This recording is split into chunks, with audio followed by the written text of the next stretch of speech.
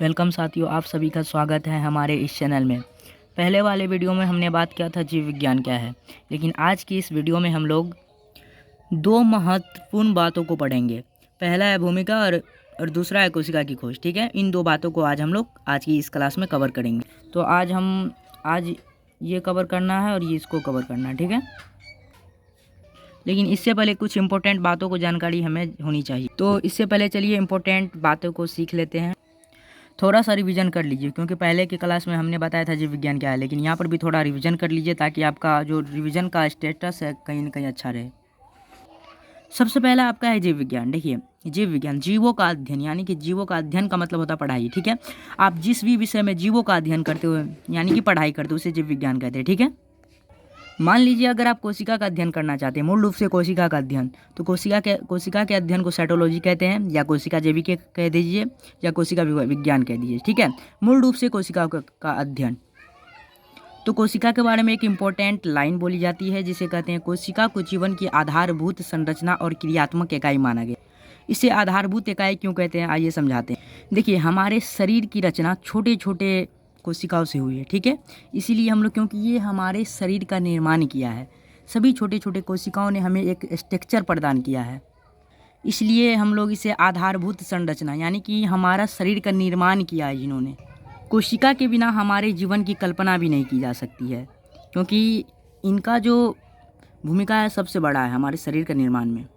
देखिए, अगर बांट दिया जाए दो कैटेगरी में हम जीव को बांट देते हैं, एक सजीव एक निर्जीव। देखिए, सजीव का उदाहरण जैसे मनुष्य और अन्य प्रकार के जीव जंतु और पेड़ पौधे। ठीक है, और निर्जीव का उदाहरण हो गया आपको टेबल और कुर्सी, अन्य कई इत्यादि और कुछ भी हो सकते हैं। देखिए, हमने सजीव और निर्जीव की बात की और सजीव और निर्जीव के बारे में अंतर को भी देख लेते हैं ताकि अंतर से स्पष्ट हो जाए सजीव और निर्जीव क्या होता है।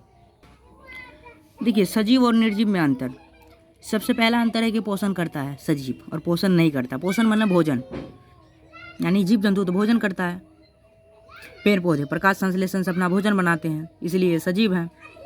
दूसरा अंतर है कि वृद्धि करते हैं और निर्जीव वृद्धि नहीं करते हैं। वृद्धि का मतलब होता है विकास या बढ़ना, जैसे मान लीजिए ग्रोथ। मान लीजिए कोई पौधा है, आज वो छोटा है, कल 2 साल के बाद वो बड़ा हो जाता है, लेकिन एक बेंच एक टेबल बड़ा नहीं हो सकता है क्योंकि इसके अंदर वृद्धि नहीं होती है। इसलिए सजीव और निर्जीव में मुख्य अंतर यही है।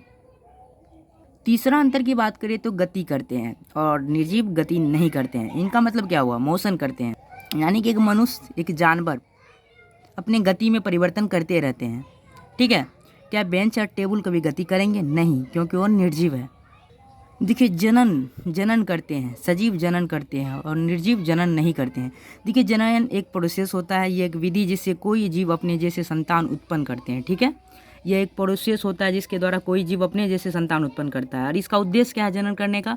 जनन करने का उद्देश्य होता है कि अपने अस्तित्व को कायम रखने के लिए। जिस प्रकार से उदाहरण के लिए बकरी का बच्चा, इसका उदाहरण क्या हुआ, बकरी जनन करता है, क्यों? अपने अस्तित्व को कायम रखने के लिए। ठीक है, शेर का बच्चा अपने अस्तित्व को कायम रखने के लिए। उसी प्रकार से इस संसार में जितने भी जीव है अपने अस्तित्व को कायम रखने के लिए जनन करते हैं, अपने जैसे संतान की उत्पत्ति करते हैं। ठीक है, ये सब इम्पोर्टेंट पॉइंट है, इन सभी पॉइंट को ध्यान में रखना बहुत ज़रूरी होता है। हमने कुछ पॉइंट को करवा दिए हैं और कुछ पॉइंट करवा देते हैं, इनके बाद आप लोग सबसे पहले आप